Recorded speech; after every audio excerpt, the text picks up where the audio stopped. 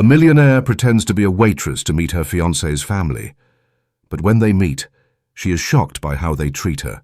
Hello and welcome to 80s Love Stories, where I, your favorite narrator, Christopher, bring you an exciting love story straight from the unforgettable 1980s. Get ready for a journey full of nostalgia and incredible twists. Today's story is truly remarkable, with an ending that's sure to touch your heart and leave you amazed. So, stay with me until the very last moment. I hope this experience is unforgettable for you, and may God bless you and your family. Now, let's get started. Margaret Foster adjusted her waitress uniform in front of the mirror, her hands trembling slightly as she pinned on the plastic name tag that read, Mary.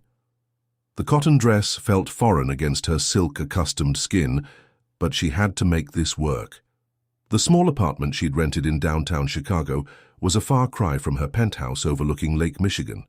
But it was all part of her plan. At 28, Margaret was one of the most successful young entrepreneurs in Chicago, having built her computer software company from the ground up in the emerging tech boom of the early 1980s. But none of that mattered now. What mattered was Frank Thompson, the kind-hearted architect who had stolen her heart over the past 6 months, and his family who she was about to meet under very unusual circumstances. "You're crazy, Maggie," she muttered to herself, straightening the collar of her uniform. The plan had seemed brilliant when she first thought of it. Frank had talked so much about his family's diner, a modest establishment in a working-class neighborhood of Chicago. His mother Nancy still worked there every day, and his sister Isabel helped on weekends. Frank had mentioned wanting to introduce Margaret to them, but something in his tone made her hesitate. She'd seen it before, the way people changed when they found out about her wealth. The genuine connections she craved would instantly transform into calculated interactions. So when she learned that the diner was hiring a new waitress, an idea took root in her mind. The bell above the door chimed as Margaret entered Thompson's family diner for her first day of work. The smell of coffee and bacon filled the air, mixing with the sound of plates clinking and the soft hum of conversation. The place was exactly as Frank had described it: vinyl booths in muted orange, a counter with chrome-edged stools, and walls decorated with vintage Coca-Cola signs and local sports memorabilia. "You must be Mary," a sharp voice cut through her observations. Nancy Thompson stood behind the counter, her graying hair pulled back in a tight bun, lips pressed into a thin line. She looked exactly like the photo Frank kept on his desk, but her expression was far less warm. "I'm Mrs. Thompson. You're late." Margaret checked her watch. It was 5:58 a.m., and her shift started at 6. "I'm sorry, I thought—" "First rule here, early is on time is late," Nancy interrupted, thrusting a notepad and pen into Margaret's hands. "Isabel will show you the ropes. Try to keep up." Isabel emerged from the kitchen, wiping her hands on her apron. She was younger than Frank, probably in her early 20s, with the same kind brown eyes as her brother. However, unlike Frank's gentle demeanor, Isabel carried herself with a defensive edge. "Follow me," Isabel said curtly, "and try not to break anything. We can't afford to replace dishes around here." The next few hours were a blur of instructions, corrections, and barely concealed impatience. Margaret, who ran board meetings and managed hundreds of employees, found herself struggling with the seemingly simple task of waiting tables. Her hands, more accustomed to signing contracts than carrying plates, trembled as she balanced orders. "Table 4 wanted their eggs over easy, not scrambled," Isabel snapped, returning with a plate of rejected food. "And Mrs. Peterson at the counter has been waiting for her coffee refill for 5 minutes. "I'm sorry, I'll fix it right away," Margaret replied, fighting to maintain her composure. She'd expected some challenges, but the hostility radiating from both Nancy and Isabel was overwhelming. During a brief lull, Margaret overheard Nancy and Isabel talking in the kitchen. "Can you believe Frank's new girlfriend won't even come to the diner to meet us?" Isabel's voice carried through the serving window. "Too good for us, probably." "Well, what do you expect?" Nancy replied. "Living in that fancy high-rise, running some big company. Frank's lost touch with his roots since he started designing those expensive buildings. This girl will only make it worse." Margaret's chest tightened. She'd wanted to understand Frank's family, to experience their world firsthand before revealing who she was. But now, hearing their unvarnished opinions, she wondered if she'd made a terrible mistake. The day wore on, and Margaret's feet ached in her sensible shoes. Every mistake she made seemed to confirm Nancy and Isabel's worst assumptions about her capabilities. By closing time, she'd broken 2 cups, mixed up several orders, and earned countless disapproving looks from her future mother-in-law. As she hung up her apron, Nancy approached her with the day's receipts. "Listen, Mary," she began, her voice tired but slightly softer than before. "I know this isn't easy work, but this diner, it's everything to us. We built it from nothing, worked every day of our lives to keep it running. We can't afford to carry dead weight." Margaret nodded, understanding for the first time the pride and fear that drove Nancy's harsh exterior. This wasn't just a business to them, it was their legacy, their security, their identity.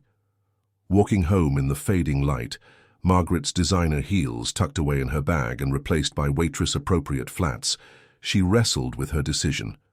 Should she continue this charade? What would Frank think if he knew?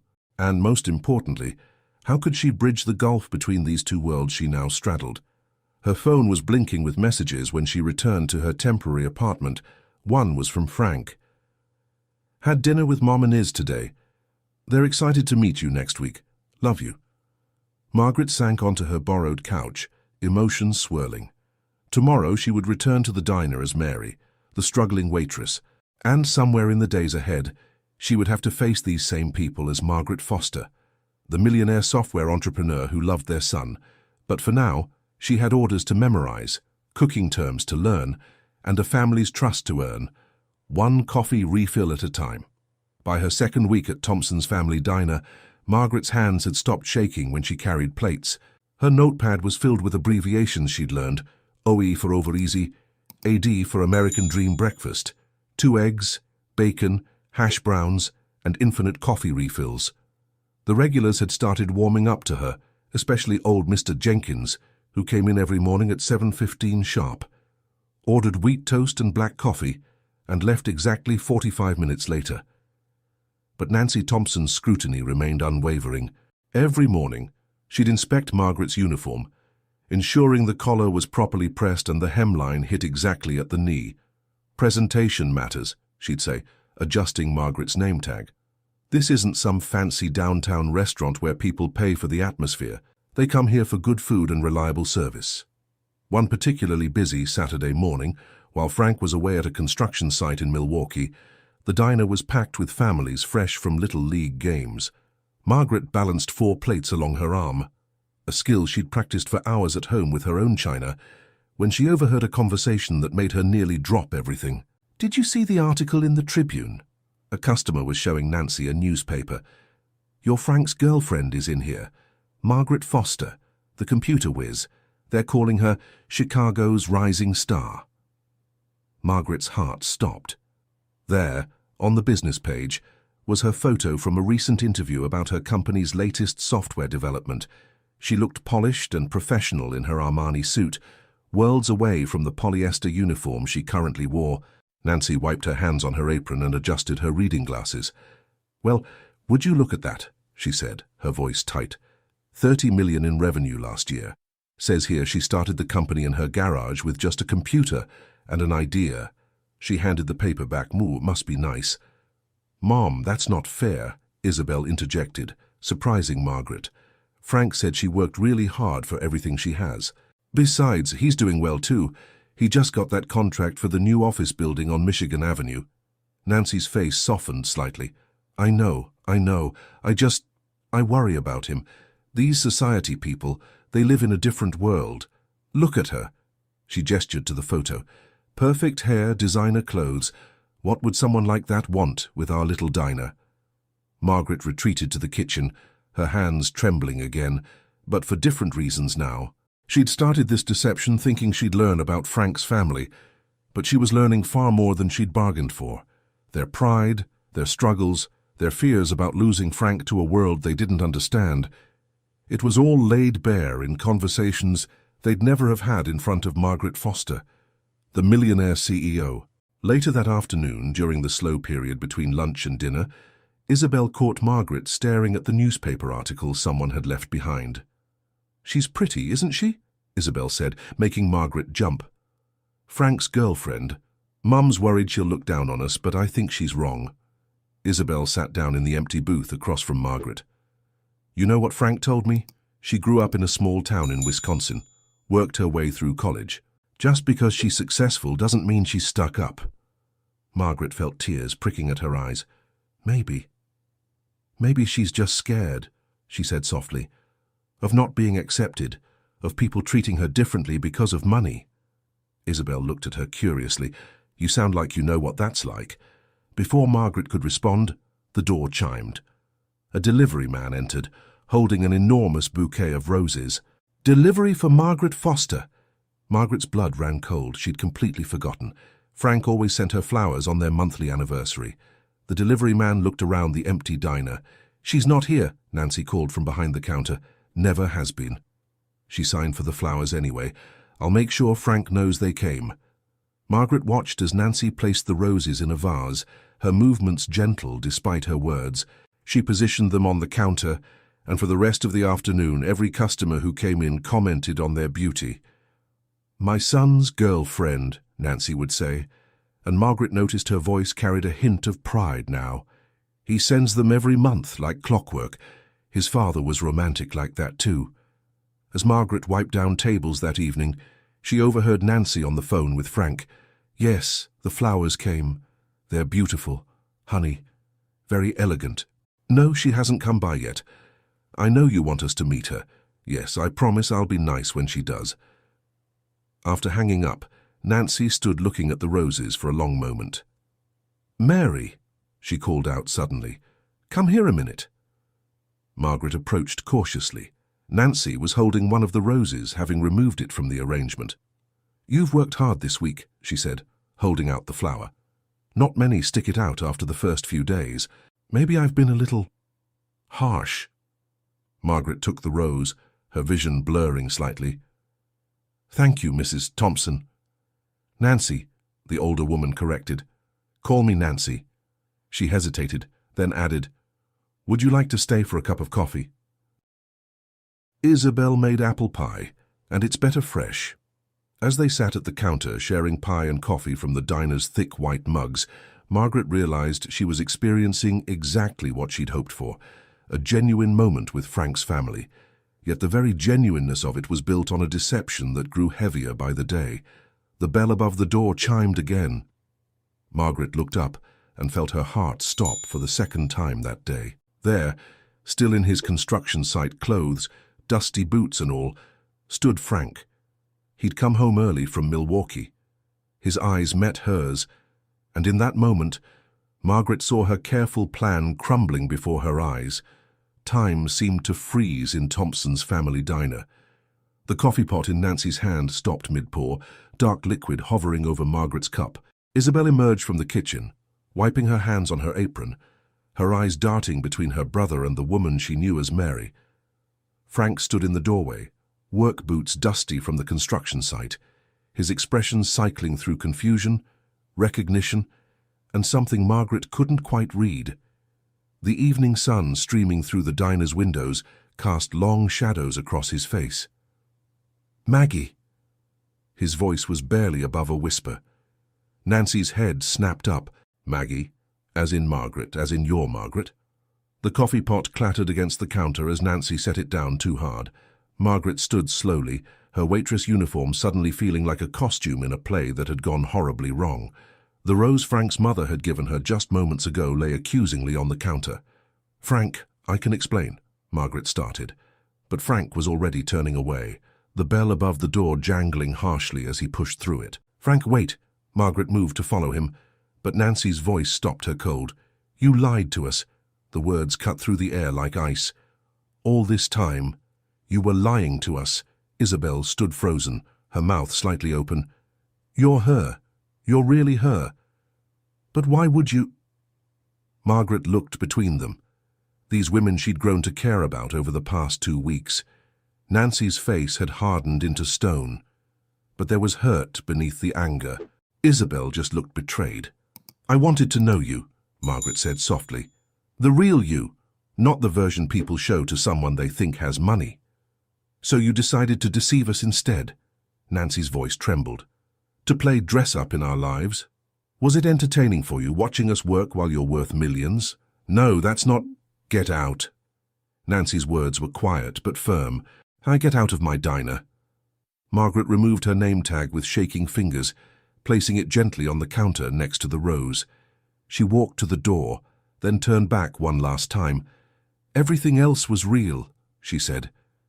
Everything I learned, everyone I came to care about, it was all real. The evening air hit her face as she stepped outside. Frank was leaning against his pickup truck, staring at the ground. His construction company's logo, Thompson and Associates, was barely visible through the dust on the truck's door. Were you ever going to tell me? He asked as she approached, not looking up. I was trying to find the right time, Margaret said. I just wanted to know them, Frank, to understand where you came from, to be part of it somehow. By lying. Now he did look up, and the hurt in his eyes made her step back. Do you know what Mum's been through? What it took for her to start trusting you? Or Mary, I should say. After Dad died, she worked 18-hour days to keep this place running. Isabel dropped out of college to help, and you turned it into some sort of social experiment. It wasn't like that, Margaret protested. I saw how people changed when they found out about my money. I didn't want that with your family. I wanted them to know me, not my bank account. Frank ran a hand through his hair, a gesture she'd seen him do 100 times when he was wrestling with a difficult architectural problem. You don't get it, do you? The money was never the issue. It was about honesty, about trust. He opened his truck door. I need time to think. Frank, please. You should go, Margaret. The use of her full name hit her like a physical blow. She watched as his truck pulled away, leaving her standing alone on the sidewalk as the diner's neon sign flickered to life in the gathering dusk. Back in her temporary apartment, Margaret sat in the dark, still wearing her waitress uniform. Her answering machine blinked with messages, probably from her office, wondering why she'd taken 2 weeks off with barely an explanation. Her real life was calling, but it felt hollow now. She thought about Nancy's face when she'd given her the rose, that moment of connection now tainted by deception. She thought about Isabel defending her to their mother, not knowing she was standing right there. She thought about Frank's eyes, filled with hurt and disappointment. The next morning, Margaret drove to her penthouse for the first time in 2 weeks. Her housekeeper, Mrs. Chen, was surprised to see her in a waitress uniform. Miss Foster, are you... Is everything all right? Margaret managed a weak smile. No, Mrs. Chen, I don't think it is. She changed into one of her power suits, the familiar silk feeling strange against her skin after days of polyester. Her reflection in the mirror showed Margaret Foster, successful CEO, but all she could see was Mary the waitress, who had finally found what she was looking for, only to lose it through her own actions. Sitting at her desk, surrounded by the trappings of her success, Margaret began to write. 3 letters, one to Nancy, one to Isabel, and one to Frank. She poured out everything she couldn't say in the diner, every truth behind her deception, every genuine moment she'd treasured. To Nancy, she wrote about watching her run the diner with quiet strength, about learning the value of honest work and unwavering standards. To Isabel, she described seeing beyond her defensive exterior to the fierce loyalty and hidden dreams beneath. And to Frank, she wrote about falling in love with his family, just as she had fallen in love with him, about wanting so desperately to belong that she had lost her way in trying to find it. She sealed each letter, then sat back in her expensive leather chair, looking out over Lake Michigan. The sun was rising over the water, painting the sky in shades of pink and gold. Somewhere across the city, Thompson's family diner would be opening for another day of serving eggs over easy and endless cups of coffee. Margaret picked up her phone and dialed her office. Linda, cancel my meetings for the day. There's something I need to do. Margaret sat in her BMW outside Thompson's family diner, 3 sealed envelopes on the passenger seat beside her. The morning rush would be starting soon. She knew the rhythm of the place by heart now. Mr. Jenkins would arrive at 7:15 for his wheat toast and coffee. The construction workers from the site 2 blocks over would stumble in around 8, their boots leaving dusty prints on the freshly mopped floor. But today, she wasn't here as Mary the waitress.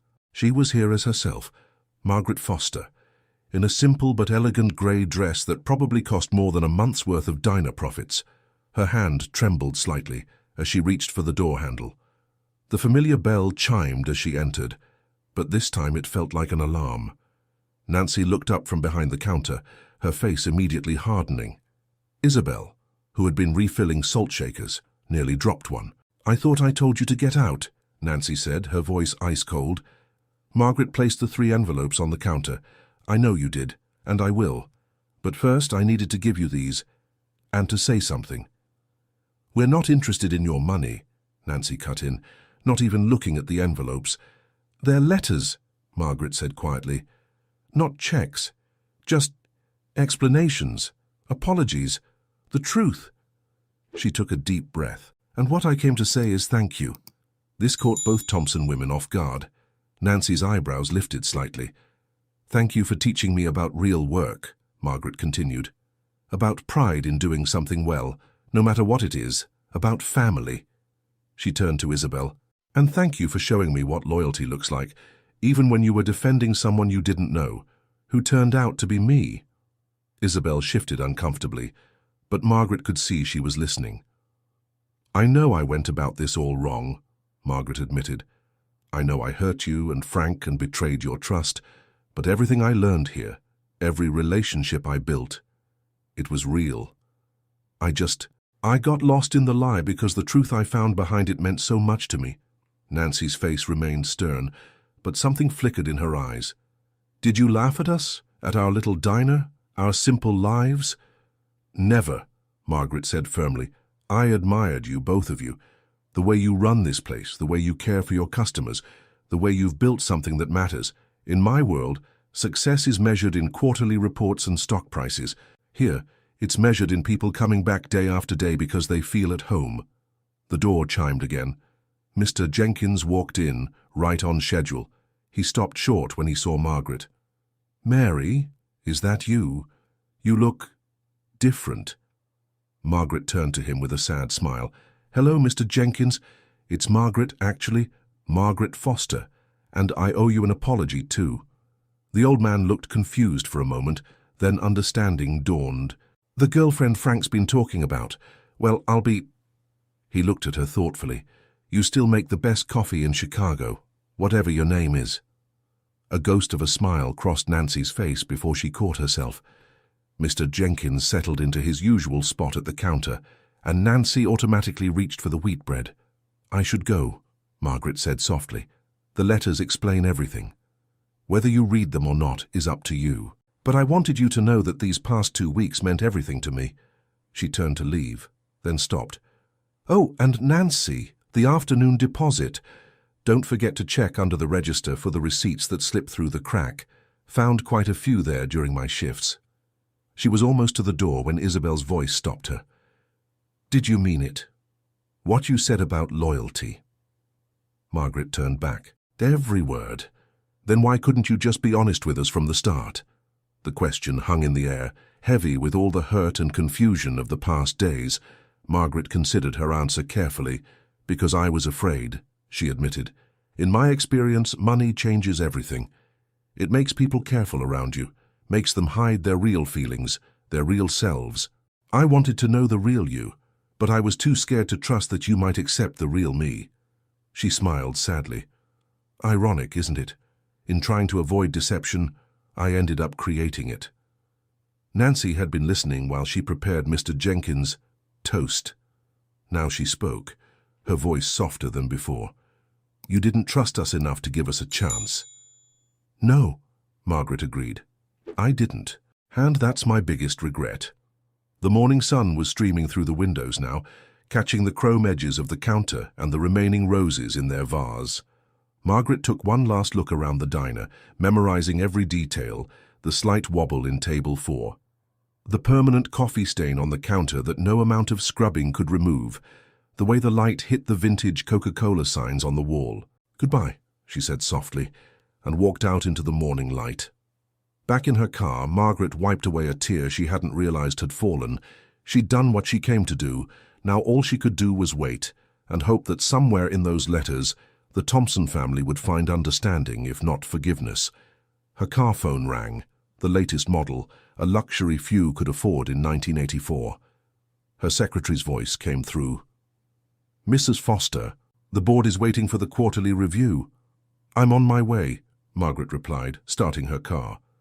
As she pulled away from the curb, she caught one last glimpse of the diner in her rearview mirror. Nancy was pouring Mr. Jenkins' coffee, just like she did every morning at 7:15. Some things, at least, remained unchanged. A week passed, then two. Margaret threw herself into work, spending long hours at her office overlooking the Chicago skyline. She reviewed contracts, attended meetings, and tried not to think about the family she'd left behind at Thompson's family diner. The letters remained unanswered. Her secretary buzzed her intercom one afternoon. "Mrs. Foster, there's an Isabel Thompson here to see you." Margaret's heart skipped a beat. "Send her in." Isabel looked out of place in the sleek corporate environment, still wearing her diner uniform, complete with a small ketchup stain on the pocket. She stood awkwardly in the doorway, taking in the expensive furniture and wall-to-wall windows. "Nice view," she said finally. "Would you like to sit?" Margaret gestured to one of the leather chairs facing her desk. Isabel sat, smoothing her apron nervously. "We read your letters," she said without preamble. "All of them," Mom cried. Margaret's throat tightened. "I never meant to hurt any of you." "I know," Isabel said. "That's why I'm here." She reached into her apron pocket and pulled out a slightly crumpled envelope. Mom wrote back, "She made me promise to deliver it personally." Margaret took the envelope with trembling hands but didn't open it. "You know," Isabel continued, "after you left, we had to hire a new waitress. Betty, she's terrible. Drops plates all the time. Can't remember who ordered what. Just like you when you started." A small smile played at the corners of her mouth. "Except you got better." "I had good teachers," Margaret said softly. Isabel's expression grew serious. "Frank read his letter too. He misses you. But he's hurt, Margaret. Really hurt." "I know." Margaret looked down at her hands, at the envelope she was still holding. "I hurt all of you." "Yes, you did." Isabel stood up. "But you know what? That's not the worst part. The worst part is that we miss Mary. We miss the person who learned our regulars' orders by heart, who stayed late to help me clean up, who made Mom laugh for the first time in years." She paused. "And then we realized that person was you all along, wasn't it?" Margaret could only nod, afraid that if she spoke, she would cry. "Read Mom's letter," Isabel said, heading for the door. "And Margaret, Betty really is terrible. Just saying." After Isabel left, Margaret sat for a long time looking at the envelope. Finally, with hands that shook slightly, she opened it and began to read. "Dear Margaret, your letter made me angry. Then it made me cry. Then it made me think. I've run this diner for 30 years. I've served thousands of customers, watched countless waitresses come and go. But I've never had anyone work as hard to understand us as you did. You wrote about wanting to know the real us. Well, here's the real me. I was scared. Scared of losing my son to your world of high rises and board meetings. Scared that the life we built here would never be good enough for him anymore. Scared that the woman he loved would look down on everything we are. Instead, you put on a uniform and worked beside us. You learned our ways, shared our struggles, became part of our family. Yes, it was based on a lie. But everything you learned, everything you felt, that was true, wasn't it? I'm still angry about the deception, but I understand it better now. Fear makes us do strange things. I know something about that. The diner isn't the same without you. Mr. Jenkins complains about the coffee every morning. Isabel misses having someone to talk to during the slow afternoons. And I miss the daughter I was starting to know. You asked for forgiveness in your letter. Well, forgiveness is like a good cup of coffee. It takes time to brew properly. But maybe, if you're willing, we could start again. This time with the truth. Come by the diner sometime. As yourself. We'll talk. Nancy P. S. You were right about the receipts under the register. Found 3 more yesterday. Margaret read the letter twice, then a third time, tears blurring the words. She reached for her phone, then stopped. This wasn't a conversation for the phone. Leaving her office, she drove through the Chicago streets until she reached the familiar storefront. The afternoon sun caught the chrome trim of the windows, making them sparkle. Through the glass, she could see Nancy behind the counter, showing Betty how to properly pour coffee without spilling. Margaret straightened her designer dress, took a deep breath, and pushed open the door. The bell chimed its familiar welcome. Nancy looked up. For a moment, neither woman spoke. Then Nancy reached for a coffee cup, filled it, and placed it on the counter. "Your usual spot is open," she said quietly. Margaret sat at the counter, wrapping her hands around the warm cup. It wasn't forgiveness, not yet, but it was a start. Margaret settled into a routine of visiting the diner during quiet afternoon hours, slowly rebuilding trust with Nancy and Isabel. They talked about real things now. Margaret's childhood in Wisconsin, the early days of her software company, the struggles of being a woman in business. In return, Nancy shared stories about starting the diner with Frank's father, and Isabel confessed her dream of going back to college someday. But Frank remained distant. He hadn't been to the diner during her visits, and Margaret suspected it wasn't by accident. One rainy afternoon, as Margaret sat at the counter going over the diner's books, Nancy had reluctantly accepted her offer to help with accounting. The bell chimed. She looked up to see Frank standing in the doorway, rain dripping from his jacket. He'd clearly come straight from a construction site, his boots leaving muddy prints on the floor. Their eyes met, and for a moment, neither moved. Then Frank turned to leave. "Franklin Thompson," Nancy's voice cracked through the air like a whip. "Don't you dare walk out that door." Frank froze, hand on the handle. Margaret held her breath. "Mom," he started. "Sit," Nancy commanded, pointing to a booth. "Both of you." Margaret gathered her papers with trembling hands and moved to the booth. Frank sat across from her, his face unreadable. Nancy brought 2 cups of coffee, then disappeared into the kitchen, though Margaret suspected she was watching through the serving window. The silence stretched between them, broken only by the gentle patter of rain against the windows and the hum of the neon sign outside. "How's the Mitchell Avenue project?" Margaret finally asked, remembering the building he'd been designing when they first met. "Done," he replied shortly. "Ahead of schedule." More silence. "Frank, I got your letter," he interrupted. "Read it about 20 times, actually." Margaret waited, her heart pounding. "You wrote about wanting to belong," he continued, "about being afraid of losing me to the differences in our worlds." He looked up, meeting her eyes. "Did you ever think that maybe I was afraid of the same thing?" Margaret blinked. "What? You're this brilliant, successful woman who built an empire from nothing. I'm just a guy who designs buildings and comes home covered in construction dust. Every time I walked into one of your charity galas or business dinners, I felt small, like I didn't belong in your world." "Frank, no, let me finish," he said, his voice gentle but firm. "I was so proud to bring you here, to show you where I came from, not because it's fancy or impressive, but because it's real, it's honest. And then I found out you'd been here all along, pretending to be someone else. I'm sorry," Margaret whispered. "I was wrong, so wrong." "Yes, you were," Frank agreed, "but you know what? While you were being Mary the waitress, you were also being the most real version of yourself I'd ever seen. No power suits, no business meetings, just you, working hard, caring about people, becoming part of this place." He reached across the table and took her hand. His palm was rough from construction work, and Margaret realized how much she'd missed his touch. "I'm still angry," he said, "but I understand better now. Mom told me about your visits, about how you've been helping with the books, about how you still remember every regular's order." "Mr. Jenkins likes his wheat toast barely browned," Margaret said with a small smile, "and Mrs. Peterson takes her coffee with 2 sugars, no cream." Frank's thumb traced circles on her palm. "You know, most wealthy people wouldn't have lasted 2 days doing what you did. Most wealthy people haven't had the privilege of learning from Nancy Thompson," Margaret replied. From the kitchen came a suspicious sniffling sound. "Mom," Frank called out, "we know you're listening." Nancy emerged from the kitchen, wiping her eyes with her apron. "Well, somebody has to make sure you two don't mess this up again." She placed a piece of apple pie in front of each of them. "On the house.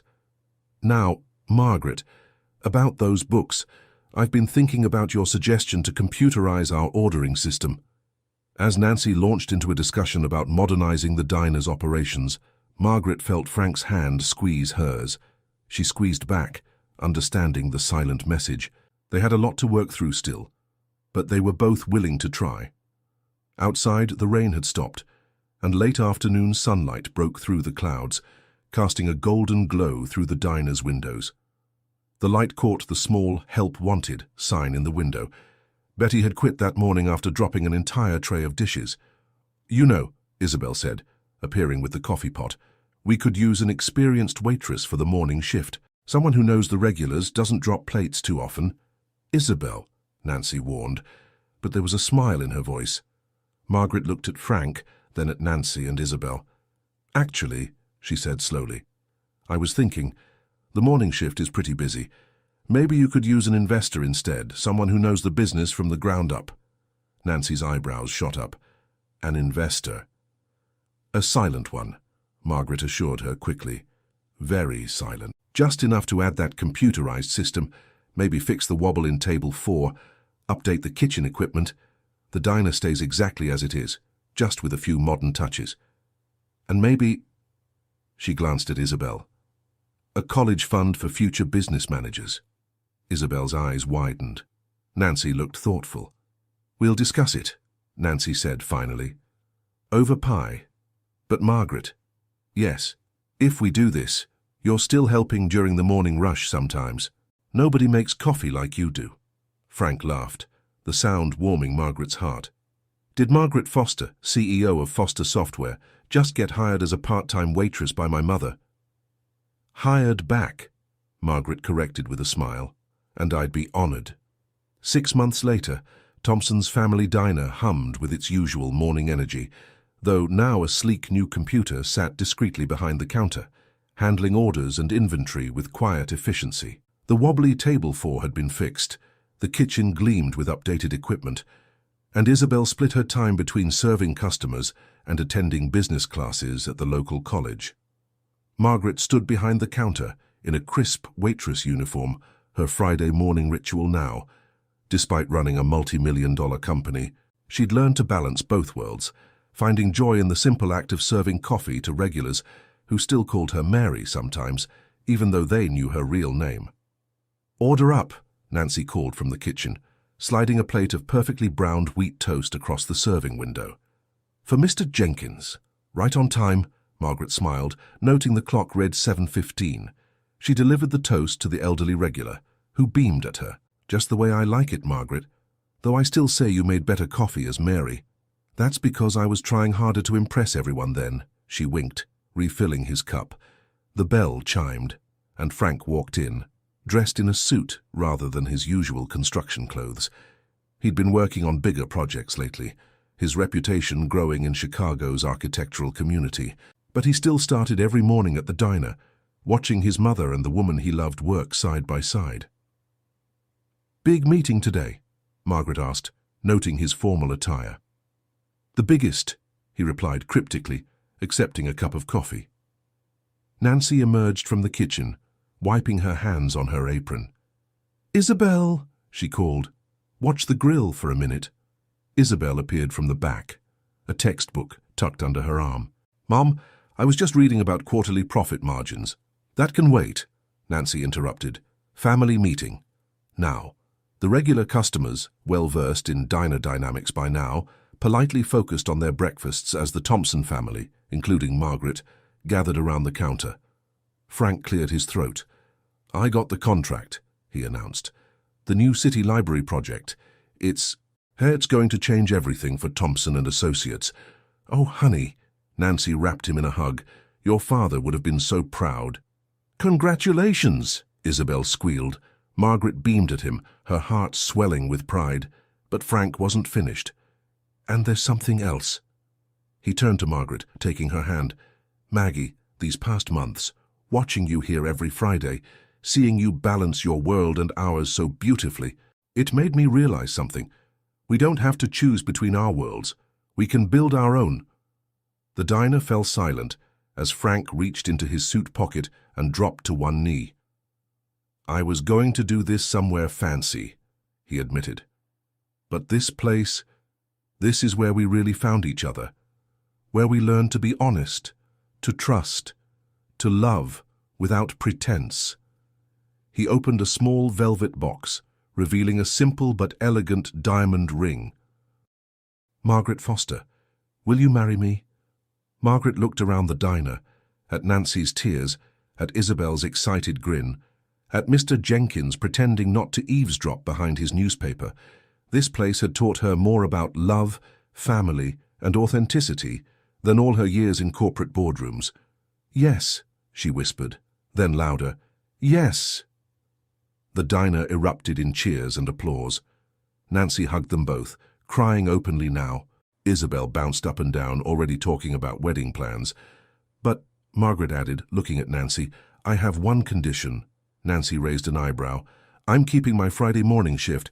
Someone has to make sure Mr. Jenkins gets his toast just right." Nancy laughed through her tears. "Deal, but I'm still your boss during those hours."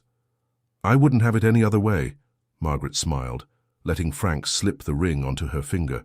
Later that evening, after the diner had closed, the family sat in their usual booth.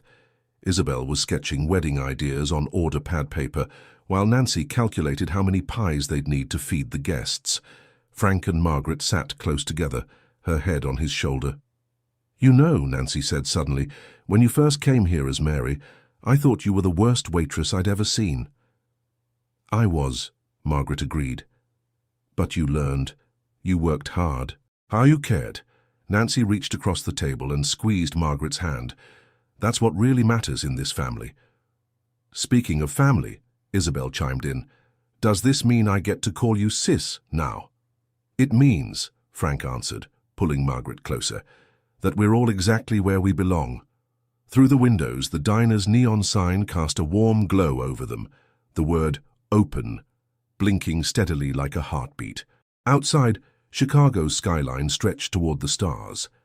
The massive buildings Frank designed mingling with the historic architecture Margaret's software helped modernize. But here, in this small diner that had changed all their lives, none of that mattered. Here they were simply family, sharing coffee and pie and dreams, their differences forgotten in the warmth of genuine love and acceptance. Margaret looked at her engagement ring, then at her waitress uniform and smiled. She had finally found what she'd been looking for all along, not by pretending to be someone else, but by learning to be herself in any setting, whether serving coffee or running a company. "More coffee?" she asked, reaching for the pot. "Always," Frank replied, holding out his cup. And as Margaret poured perfectly, just as Nancy had taught her, she knew that this was her happily ever after. Not a fairy tale ending of wealth and luxury, but something far more precious. A life rich in love, family, and the joy of being truly, completely herself. Thank you for watching today's story. What did you think? I'd love to hear your thoughts in the comments below. If you enjoyed it, don't forget to give it a big thumbs up, share it with your friends, and subscribe to the channel to relive the magic of the 80s every day with our heartfelt stories. May God bless you and your family, and don't forget to click on the video popping up on the screen right now. It's another totally rad story you won't want to miss. See you in the next video, and stay awesome.